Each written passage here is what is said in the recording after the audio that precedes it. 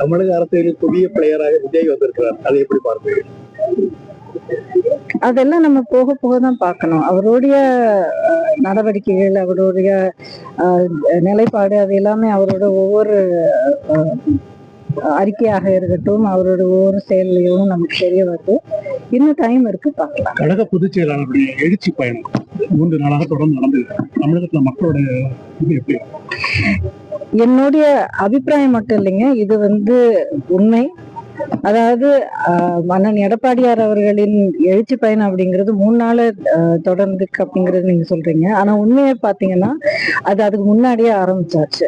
அண்ணனுடைய பேச்சு மட்டும் இல்ல, அவர் ஒவ்வொரு மேடையிலையும் ஒவ்வொரு கட்டத்திலையும் அவருக்கு குரல் கொடுத்துட்டு இருக்கிற விஷயம், அவர் சொல்லிட்டு இருக்கிற விதம், அவர் உபயோகிக்கிற அந்த வார்த்தைகள், அது அடிச்சு எப்படியே இருக்கிற பிரச்சனையில இருக்கிற அந்த ஒரு சூழ்நிலையில அடிப்படை உண்மையை எப்படி விளக்கி சொல்லி அதுல இருக்கிற ஒரு இம்பாக்ட் எப்படி கிரியேட் பண்றது அப்படிங்கறத அவர் ரொம்ப நாளா பண்ணிட்டு இருக்காரு.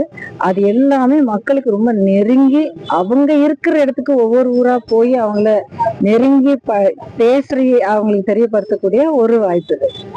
வழிபாட்டுக்கு கோவில், அறிவுக்கு கல்வி, கோவில் பணத்தை எடுத்து பள்ளிகள் கட்டுவதாக எடப்பாடி குற்றச்சாட்டு சொல்லியிருக்காரு. சார், அதிமுக பாஜக கூட்டணி எத்தனை இடத்துல வச்சு போறாங்க உங்களோட?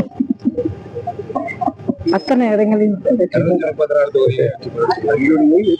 234 தொகுதிகளில் வெற்றிக்கான ஒரு எய்ம் இருக்கும், அதுக்கான முயற்சி இருக்கும். கண்டிப்பாக மெஜாரிட்டி இடங்கள்ல ஒரு கிளீனான கம்ஃபர்டபுளான மெஜாரிட்டியில கண்டிப்பா நாங்கள் திமுக ஆட்சி காலத்தில் நடக்கக்கூடிய சம்பவங்களை திரைப்பிரபலங்கள் பெருசாக்குறாங்க அப்படிங்கிற விஷயம். திமுக ஆட்சி காலத்துல அதே சம்பவங்கள் நடக்கும் பட்சத்துல அதை பெருசா பேச மாட்டாங்க. அப்படின்னு பெருசா பேசலையா இல்ல பேசவே இல்லையா? பேசவே இல்லை அப்படிங்கிற ஒரு குற்றச்சாட்டு இருக்காரு. இது குற்றச்சாட்டா உண்மையா? உண்மைதான். சோ குற்றச்சாட்டுனா ஒரு அலிகேஷன் மட்டும் இருக்காது இல்லைங்களா? இது உண்மை இல்ல. மக்கள் கேட்கிற கேள்வி அது. மக்கள் ரொம்ப தெளிவாக புரிந்துகிட்ட ஒரு உண்மை இது.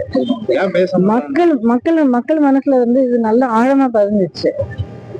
அதாவதுங்க, எல்லா விஷயத்திலும் இப்போ இதுக்கு மேல பொய் அப்படிங்கிறது யாராலுமே தாங்க முடியாது. பொதுமக்கள் எந்த இடத்துல, எந்த ஊர்ல, எந்த கிராமத்துல இருந்தாலும் இந்த கடந்த 4 ஆண்டு காலத்துல நொறுங்கி போயிருக்காங்க. இது நான் மிகப்படுத்தி சொல்லல.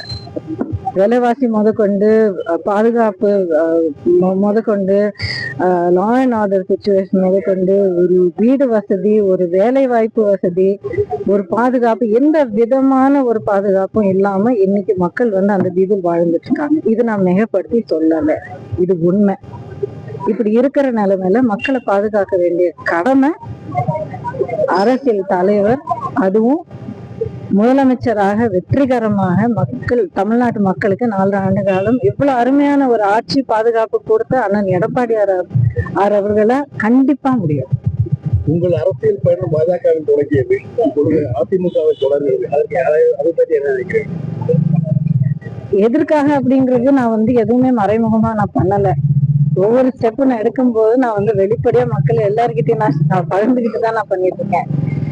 இப்ப நான் சொன்னது போல தமிழ்நாட்டு மக்களை காப்பாற்றுறதுக்காகவும், தமிழ்நாட்டை மறுபடியும் மீட்டு எடுக்கிறதுக்காகவும் அனைத்து இந்திய அண்ணா திராவிட முன்னேற்ற கழகத்தின் ஆட்சி, அண்ணன் எடப்பாடியார் அவர்களின் தலைமையில் ஆட்சி அமைஞ்சாதான் அது கண்டிப்பாக முடியும். 2026 அது கண்டிப்பாக நிறைவேறும். அதிமுக சார்பில் ஏதாவது தொகுதியில போட்டியிட வாய்ப்பு பார்த்தீங்களா?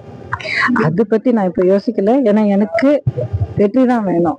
அந்த வெற்றி அதிமுகவுடைய வெற்றியாக இருக்காது, தமிழ் மக்களுடைய வெற்றியாக இருக்கும்.